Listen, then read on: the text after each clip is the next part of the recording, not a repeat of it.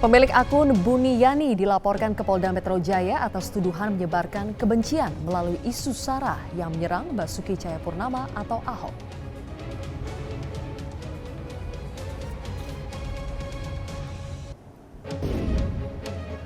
P3 kubu Jan Farid menyatakan dukungannya pada pasangan Ahok Jarot.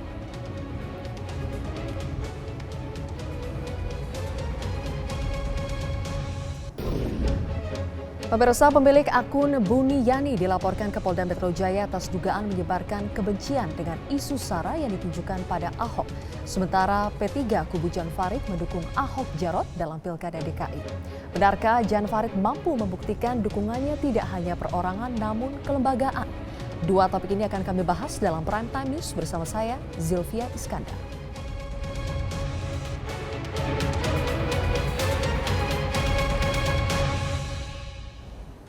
Pemirsa, sejumlah advokat melaporkan pemilik akun Facebook Si Buniyani yang dituduh menyebarkan kebencian dengan memanfaatkan isu sara terhadap Ahok. Pemilik akun ini dituding memotong pidato dengan tujuan propaganda dan menyebarkan kebencian. Komunitas advokat muda Ahok Jarot melaporkan pemilik akun Facebook Buniyani ke Polda Metro Jaya.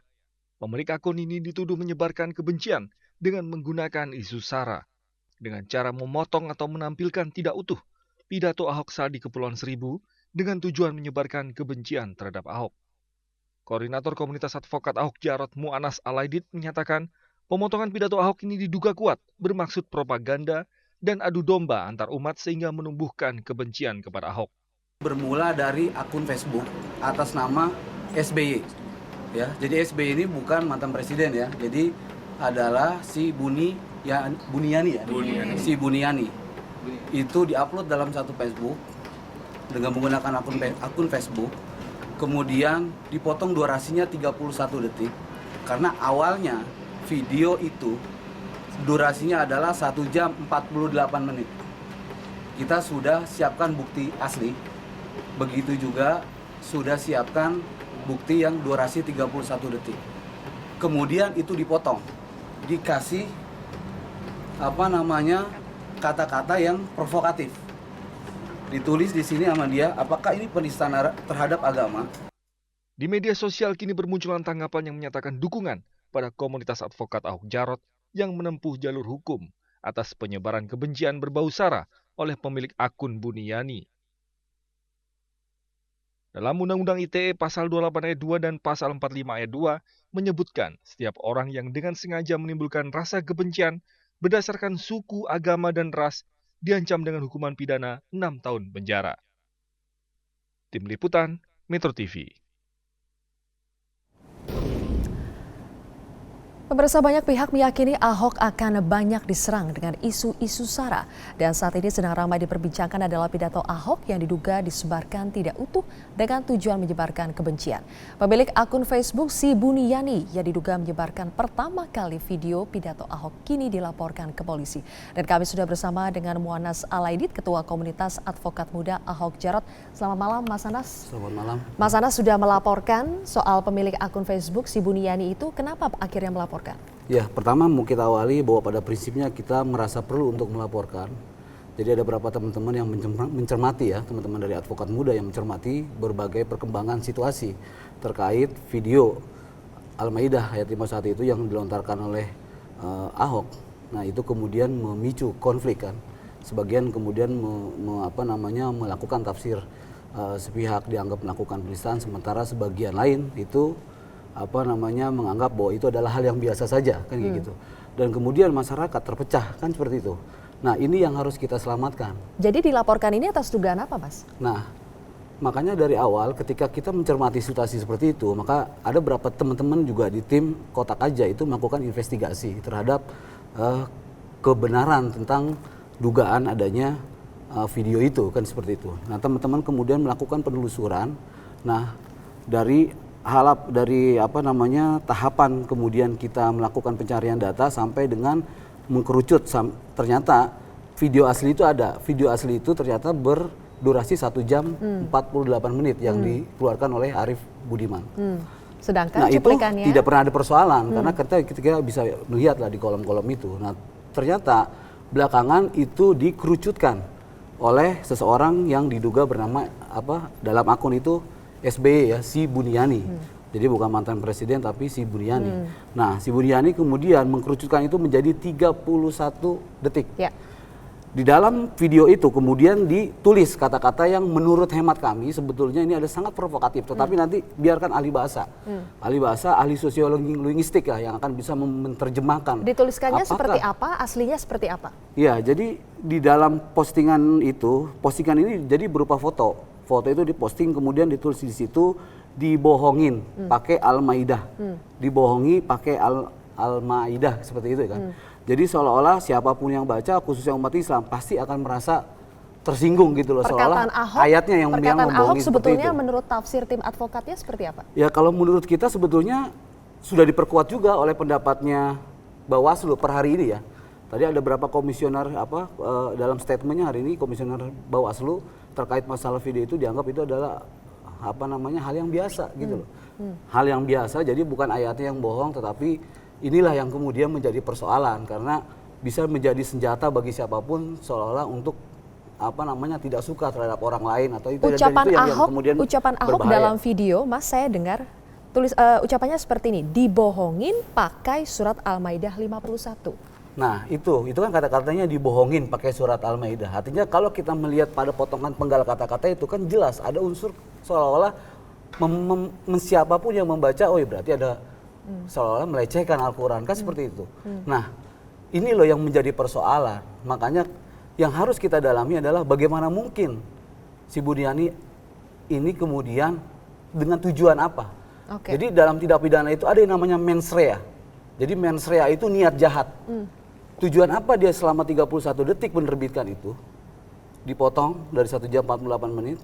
Kemudian atas tujuan apa dia mencantumkan tulisan yang sebetulnya kalau dibandingkan dengan videonya itu agak berbeda. Jadi menurut Anda ketika itu dipotong tidak utuh itu patut diduga ada motif yang tidak baik di situ.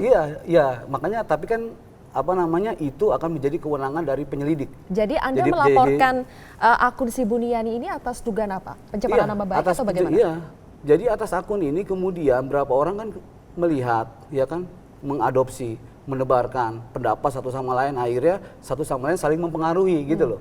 Nah, ini yang makanya supaya ini tidak menyebar ya, tidak menyebar menjadi mengganggu ya proses perhelatan pilkada yang sebetulnya ini harus bisa berjalan dengan lancar dan kemudian bisa sejuk dan itulah yang presiden Tim Kotak aja menduga memang ini berkaitan dengan pilkada. Syarat dengan politisi? Iya, karena begini. Setelah kita dalami, justru yang paling luar biasanya itu akun ini ternyata adalah salah satu pendukung pasangan calon. Dan terbukti dalam akun itu dia pernah mengeluarkan yang namanya from registrasi salah satu pasangan calon. Artinya from registrasi pendukung? Iya, from registrasi salah satu pasangan calon. Artinya apa? Bahwa si Buniani ini ternyata adalah pasangan calon lain. Bukan tidak mungkin dia kemudian dimanfaatkan untuk menebarkan isu ini. Nah, setelah ini kemudian ramai menjadi polemik, postingan itu dihapus itu. Itu yang kemudian kita mencurigai. Apakah karena targetnya sudah sampai?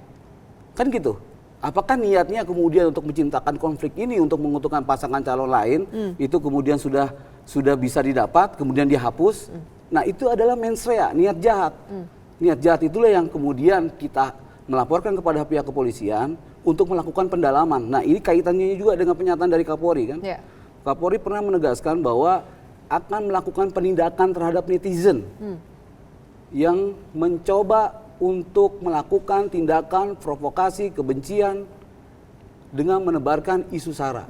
Nah, ini yang kita khawatirkan. Tapi kita nggak mau DKI itu seperti apa yang terjadi kemudian di Maluku, kemudian terjadi di Tanjung Balai. Meskipun itu tidak utuh, tetapi apa yang dicuplik itu memang asli, tidak disambung-sambungkan kata per kata, tapi memang 31 detik itu sesuatu keutuhan seperti itu. Jadi memang terdengar ucapan yang seperti itu dan akhirnya itu disebarkan. Iya, ini kan tafsir, ini pendapat. Kita tidak bisa dalam kapasitas menentukan salah atau benarnya seorang, enggak. Makanya kita dorong melalui proses laporan kepolisian. Biar aparat penegak hukum yang akan menyimpulkan apakah ada pidananya atau tidak.